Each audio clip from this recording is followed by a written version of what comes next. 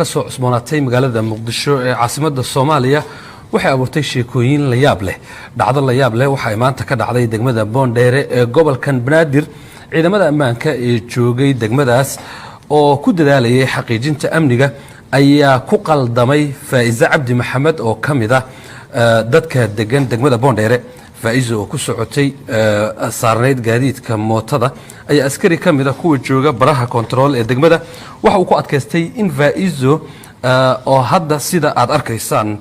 nala joogta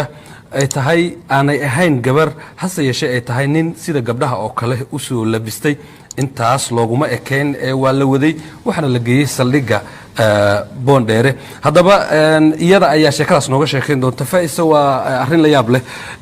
waa mahadsantahay inaad naga ajiibto inaad noo timaadid sidee bay wax u dhaceen maanta waa mahadsantahay goobjoog intaa kadib waxaan ka soo baxay sida caadada ahayd gurigeyga waxaan u socday goobtayda shaqo markaan marayo daljirka dahsoon agtiisa opposite-ka Dalsan TV ayay ii istaajiyeen askarta meeshaas joogto waxaan watay indha shareer intan waxay yiraahdeen indha shareerka iska qaad indha shareerkaan iska qaaday waxay yiraahdeen soo deg markuu askarigii arkay wuxuu yiri soo deg waan soo degay waan aqbalay wuxuu iga codsaday waan soo degay markaas soo degay waan soo agstaagay waa laga shakiyooda wax dhib uma qaadan intaas oo dhan waan istaagay telefoonkiisu la soo baxay wuxuu wacay taliyihiisi ula hadla wuxuu yiri waxaan haynaa nin soo xirtay indha shareer iyo xijaab adiga waa maqlaysaa markaas waa maqlaya markuu taliyihiisi la hadlayo waan yaabay marka inuu igu ciyaarayaan mooday waxaan yaray aniga gabaraan ahay waa igu qaldamaysaa waa gartay markaas wuxuu yiri hadalku ma banaano waa inaa aamustaa waa gartay asaga markaas shaki uga ma jiro sidoo u maleeyo inaad nin tahay oo u qaatay 100% uu haystaa inaan nin ahay waa gartay taliyihii la hadlay taliyihii wuxuu ku amray in oo bajaaj la soo saaro hal askari goobta ku sugnaane li raaciyo markaas waxay la socotay gabar aan wax isku nahay aan guriga soo wada baxnay inteeniya marka waxaan lagu qaaday aniga iyo askarigii iyo kii mootolaha nala soo saaray iyo gabadhiya qaraabada waa gartay askariga askar kale lama joogin miyaa meesha askar badan la joogta askarta kale malaha kana ugu sareeyay oo ka ahaa inuu maamulo intaan oo dhan kama hadlin miduu marka wacay wuxuu yiri gabadhan kaxay saldhigay gabadhan kaxay mise wiilkan kaxay wuxuu dhahay kaxay qofkan saldhigay waa gartay soo saldhigii yaa lii waday iyaga dhaxdooda wax muran ah oo gabar weeyay iyo amar qaatay waa gartay askarigan kale amar qaatay amarkaas oo ah inuu aniga saldhigay waa tahay saldhigii uu ii kaxeeyay isla mootadii asaarneeda mootadii waa ka degnay mid kale oo ay isaareen oo majlis ninkii mootada wuxuu yiri horta lacag rabaa aniga iska ma qaadayo qofkan waa gartay waa lagu tuuraa laay ugu soo noqo meeshan qofkan iyo askarigan saldhigay waa gartay saldhigii la keenay saldhigii akhbaartiina ka horeysay taliyihii iyo askartii oo saldhiga dhan ay banaanka joogaan ay wada sugayaan oo lagu wada sugayo nin sidii gabar u labisana la soo wadaa la gaarsiiyay exactly markaan ka degay mootadii ayuu yiri taliyihii assalaamu calaykum وعليكم السلام ورحمة الله فإذا قفكم وابو نين دياسبرا واقرت ويجوا جواب مركز تليه نين كليه ما هنا ونين دياسبرا ونين دياسبرا ويراعي واقرت أنا ويا مركز وحنا هاي حبكة ودياسبرا يراعينه واقرت مركز روح هذا الشيء كذا نين جابي النشرات سوحرتي هذا أنا وحاول نين دياسبرا الشيء كذا جدا واقرت دن وحليدي بي دمر مركزي dadkii sugayeen ku jirtay oo meesha taagneed oo u labisneen qaab uniform oo booliis ah waa gartay dadka lagu geeyay tiradooda imsa amal ay ahaayeen way badnaayeen ana ma xisaabin karin laakiin askar badan bay ahaayeen iyo hal dumar ku jirtay cid haba yaraatee ku khilaaftay oo qofkan qof dumar waaye shakiga iska daayay tiri ma jirtay laba nin oo labada geesood kala taagan ayaa yiraahdeen gabar waay oo askari ah ha inta kalena way ku khilaafeen waxay yiraahdeen waa nin waa gartay isla markii taliyihii nin diaspora way markuu yiri ayuu gabadhii meesha taagneed ayuu ugu wareejiyay oo markaas asdii karo qof shacab amal ay ugu leeyahay waa gartay dadana wuxuu yiri soo baar qol bay geesay way waday saldhigiya dhex galnay qolay geesay markaas qolkii markaan galnay waxaa jiifeen 5 kale dumar aan isleeyahay shaqadii ka baxeen markaa waa gartay way nasanayaan ayaa qolka ku sugnaa qolka la geliyay dan qolkii markii la geliyay gabadhii baaritaanka lagu diray ayaa waxay kicisay 5tii kale waa gartay ee tiri qolka ka baxa gabadhaan la baaritaan al sameena waa tahay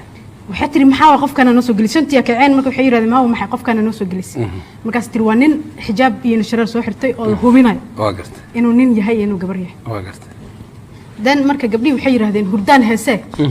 wixii meesh ku baar haye gabadhii markii waxay tiri dharka siib waa gartay gabadhii baaritaanka lagu soo diray waxaan dhahay dharka siibi maayo saxna ma aha waa gartay laakiin baaritaankii guud la yaqaanay tee waan ku ogolahay sameeso waa gartay baaritaankeedii madaxeygii iyo wax bay taabatay waxay tiri timuuba leeyahay waa gartay marka naaga ayada ku baaraysa xitaa waxa u cad inaad nin tahay ay aaminsan tahay exactly 5tii meesha jiiftay oo dumar ahaayeen ayaa midaa soo booday waxay tiri soo ma ogid mid hadda ka hor la soo qabtay oo saasoo kale u labisnaa inuu timo dheer lahaay waa gartay marka timaha waa la diisan karaa ee si fiican u hubiyay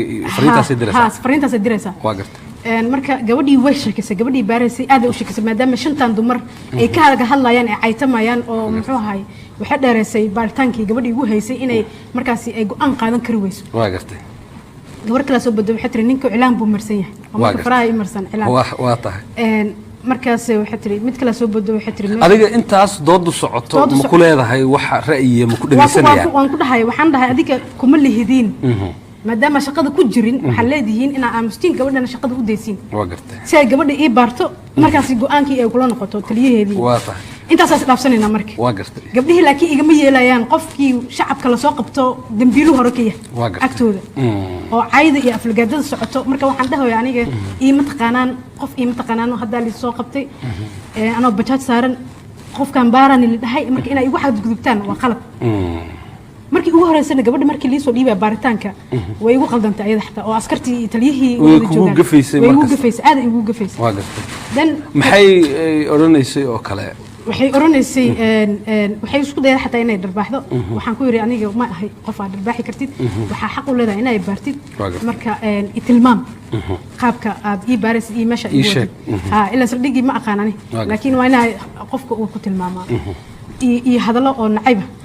dan mid kala soo boday markii la baarayo waxa tiri qofkan uu diyaarsan yahay 1 sano oo tababar haysta waa gartay oo haysta oo meel kale ka soo qaadatay waa gartay shibans ka dhahay marka taliyihii lagu soo celiyay taliye waxa la anaga qofkani waxba kama helin laakiin waxay u baahan tahay gabadhii horta waxay isku dayday baaritaanka inay interview dheer ila gasho deetana waxaan ku yiri adiga baaritaanka ku shaqo leedahay dan taliyihii igu celi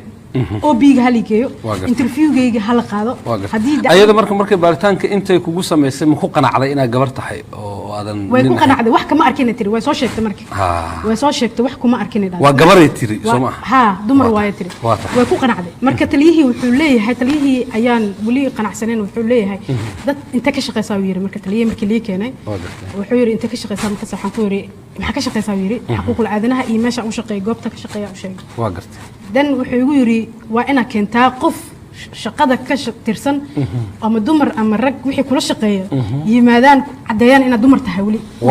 wali marka kuma qanacsana isaga baaritaanka wali kuma qanacsana waa gartay ilaahay amarkiis waxa soo galay oday oo muxuu ahay oo booliis ah oo saldhiga ka shaqeeya oo yiri way fiiri intay dooda aniga socoto oo aniga taliyaheena waa gartay dan taliyihii wuxuu yiri uu ku yiri gabadhan way caddahay 100% inay gabar tahay laguma qaldami karo qof lagu qaldamiyo qof kalena waa kala jira laakiin ayada ina ku qaldantaan gaf waay gafkeedii waa gartay faiz waxaan rabaa intay dooda socoto qolada ku doodaysa waa rag waxyaalaha ay daliishanayaan oo ay leeyihiin inay rag tahay waxaasa faiz u daliila maxaa kamid ah doodoodu waxaa weeyaan facekayga markay arkaan qofkii arko wuxuu waxaan leeyahay aniga xoogaa yar oo xaada leeyahay wejiga intaasay daliishanayaan kaliya wax kale oo ay daliishan karaan ma jirto okay waa tahay adiga marka waa khibrad la yaab leh waxaan oo kale ma ku fikirtay inay dhici karaan in la isku qabsan karo adiga jinsiga ah tahay lab iyo dhidig horey ma u dhacday mase ku fikirtay inay dhici karaan أبد كمان فكرين إن يقول عايز جنسي خلاف إنه يقول عايز أبد كمان فكرين أبد واحد كله وان كفكر لهاي أو إنه أنتي اللي سوقبته أو اللي بارو أو واحد سوكله يقول عن واحد نورمال على كفكر لكن اللي سوق قبصة واحد تهاي ولي كم فكرين إنه دعس ما حضر أنت مرك أنت شيء كذا نقدر نسعتي وجهورة كوفي أنت ساعدوا ذي قالتي هرت بوق هل ساعدوا ذي قالتي أنت هستين وضد داس سعتي أو السكوت عن سكوت علينا واقف ما حضر أنت مرك وحن مي إنا جرتو قندري بحسن وحكلو جرو شعبك مركل لو سو قبطو قفك شعبك ولا سو قبن كرا لكن قابك بوليسك سو قبتي ايغو معاملي كران ايا waxay tahay wax kaafi kala dheeri ah oo ay inta badan ay ku aflagaadeenayaan oo ku handadayaan ay tahay kaliya procedure-kii loogu talagalay inay raacaan hadii raaci lahaayeen wax yaabo badan afududaan lahaay waqti markii ugu horeysay sheekada bilaabmaysay ما أشكت قف أو human right كل له أو كشقي إن تح. مركز جانس اللي مسين. قف دمبيلا اللي هيستا. واضح. أو جانس اللي مسين لكن مركز دمب بارتان كسر دم هذا أو تليه اللي إيه كانه أيوه حيقولي أنت كشقي صار. واضح. مركز حكوري وحن كشقي قبتاس وحن أشجع حقوق العادنا هنا أشقيه. سومالي دقينا هاي وحيقولي أبيد مكب حدا ودنك. وحن كوري يعني أبيد مكب حدا ودنك. ميل بدن وامري لكن ولي من قرنين قحوتي ودنك دقينا. قف حالة ودنك إيه وحول بيكون جرت عن فهمي كرم. أيان أحي. واضح. مركز كذا يا فردامي أو سيدابي قدامات. وحيو قداماتي أضي بوليس أو مركي عن اللي سو قلنا قنص جوجين حلقة جالس حاضر كوه هان وقدر كيم. أيا مركو إفيري والحير قف كان وحوا قف دمرة وأنا وقفتين مركز وحيري بوليس كي ساقبت عسكري كي ساقبت أيا وحوليه هاي هديت مانت. because إنه قف ساقبت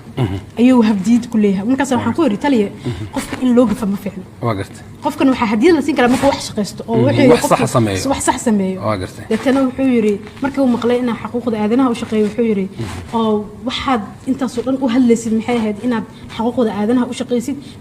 ما أنت حقوق آذنها كم دفاعي كرتو لكنه وحن به تلي أنا حق وديس وحن كشقيه لكن كم دهين حقوق آذنها وحياة قبنس waxaan ku dhihinay taliya in la iska sheego way xuntahay waa gartay arintaas oo khatar u dareemay marka tiri waa gartay xuquuqda aadanaha u shaqeeya marka dhahay wuxuu yiri ma waxa u haysta xuquuqda aadanaha inay ku difaaci karaan xuquuqda aadanaha Soomaaliya kama shaqeyso waa tahay hadii aan dib ku celiyo bajaajti marka hore adinku asaarnaydeen ay wadateen darawalkeedii aqoon ma isku lahaydeen markii lagu qabtay arintaas lagaga shakiyay see asaga u dareemay may bajaajta aqoon isku ma lahayn waa gartay bajaajta aqoon isku ma lahayn bajaaj askar ayuu ahay waa gartay wuu iska tagay markii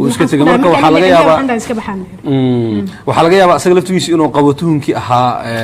nina ku soo raacay waa laga yaabaa waa gartay intii anili i wareysanaay waxa ugu la yaab kala badnaa waxay ahayd gabadha qaraabadanahay oo banaanka ii joogtay in la wareysto oo la dhahay gabadhan how far as taqaaniin oo la weydiiyay inta aan isnaqaano iyo waxay tiri qofkan waa qof dumar ah la qabo guri xaas ah xaajigeed ka soo toostay qof la yaqaanana waayo waa gartay wax lagu qaldami karana ma ahanay tiri ee wax kale ma sheegtiin ama wax kale karabtiin waa gartay dadana waxay ku yiraahdeen su'aasha ugu yaab kale ay weydiiyeen waxay yiraahdeen ayadoo qabaysanaysa ma aragtid waa gartay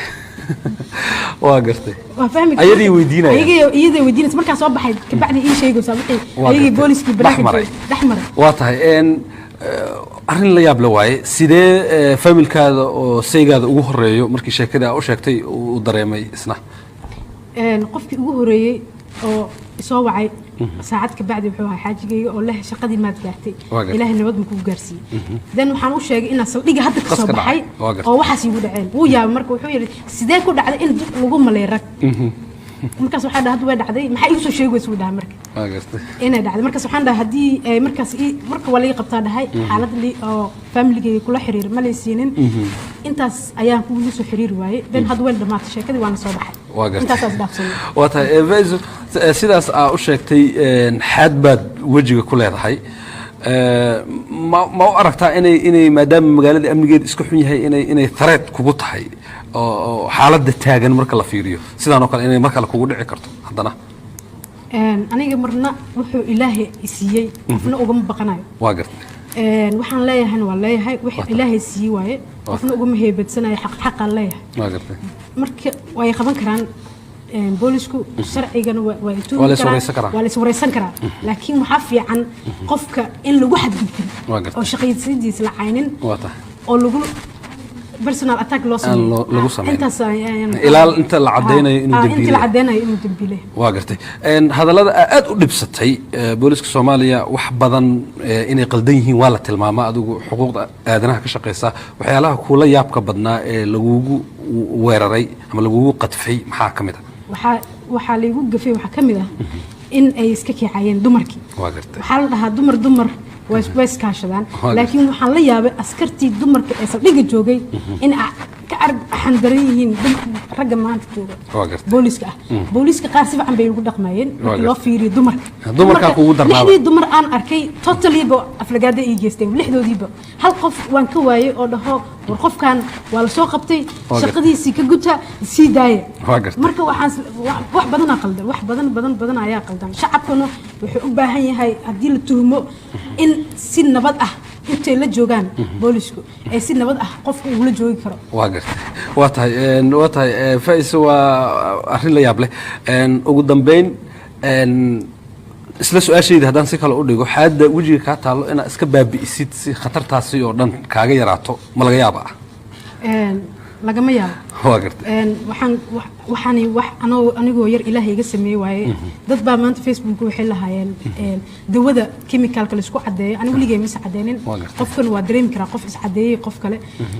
way is cadeysay xeera ka soo baxday dadka qaar saas dhahayn laakiin anigu ligay chemical wax la dhaw umaan dhawaan wax ilaahay ii dhaliyo waaye waxaan anigoo yar ilaa hadda weynaa iigu yaalo waaye waa gartay man iska xiri dooni hadda ka hor waxaan kaaga sheekeynayaa inaan tagay meel oo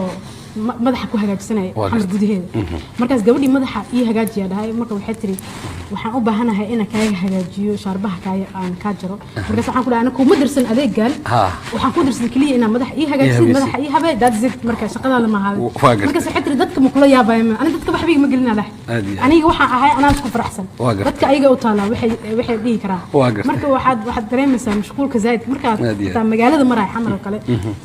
inay qof iska ka soo jeediyo oo dhaha gabadha shaarbaha leh ay fiiri marka waxaas oo dhan waa wax oo aan gartay waa dhibaato waaye ugu dambeyn marka aragtay booliska siday u dhaqmeen marka aragtay shakiga jira arrimaha xuquuqda ka shaqeysa maxaad ku talin lahayd waxa ku talin lahaa marka koowaad boolisku wax way ka shakin karaan waxaa loo baahan yahay laakiin idaabtii iyo boolisku waxa waa dadkii idaabta looga deysanayay dadkii anshaxa looga deysanayay dadkii hormuudka iyo nabadda iyo looga deysanayay waaye marka haddii boolisku ay anshaxumo ku dhaqmaan shacabkan maxaad dareemaysaa waxaad dareemaysaa way kasii darantahay dan haddii la rabo inay shacabku iyo isku soo dhawaadaan iyo boolisku waa inay boolisku horta ayada ka timaadaa xushmadda iyo karaamada in tababaro loo furo qaabka ay la macaamil lahaayeen markii kiis noocaas la soo qabto kale degmooyinka waa sida loo la macaamil lahaayeen shacabka waa in loo furaa tababar noocaas qofku hadda aragtay hadnacin waa qof Soomaaliyeed waa qof muxuu ahay aad aqoonin waxa laga baahan yahay wixii lagu keen inaad ka baartid ma aha inaad su'aalo kala gelisid ma aha waxa kaalaya waxa qofku dambigiisa markuu dhamaado waxa qofku anu waxaan dhahay markii la fasaxi rabay waxaan dhahay okay ana dacwo qabo hadda adigu way iga dhamaateen sama ani dacwaan qabaa waxa uu qabaa dumarkii saldhiga joogeen lixdoodiiba inay caayaan ayagoo ii garanayn waxaan ahay waa tahay dan lixdaas oo biiga liiga qoro marka kaliya wuxuu yiri adina ma meerinays sharciga waa gartay waa ka diiday waa iga diiday wuxuu dhahay wax nama dalban kartid haday ay ku dhibayso banaag joog saldhiga waa kaas waa gartay marka qof ma yaalo haddii aad aragtay inaad dacwooto dacwadaadii lama qaadayo oo obiga laguma qorayo marka waxaad dareemaysaa haddii ay boolisku qalad kaa galaan intee waay meesha kale aad ku dacwoon kartid adoo isla markaas booliska joogtid marka meesha waxaa ka tagtay adoon wax raaligelin iyo wax qanacsanaana waxna helin intaasaa ka soo baxay waa gartay waa arrin dhibkeeda leh haddaan raacsado intii hawsha socotay oo wareerkaas jiray cid xitaa booliska kamid oo ku caawisay ma jirtay ma jirin waxay arkayeen inaa ahay qof dambiile ah sidii waxay ila dhaqmayeen qof dambi adag wadanka ka galay oo kale ayaa lii faquuqayay mana aha kaas hadii hadda ay aragtay waliyo ka keenay waxa xaq u leedahay inay baartid waxa xaq u leedahay inay soo dhaweysid waxa xaq u leedahay inay nacin marka ma jirto waxyaabo isku soo dhaweyn kara waxaad dareemaysaa dulmi badan inuu yaalo saldhigyada waa gartay waa tahay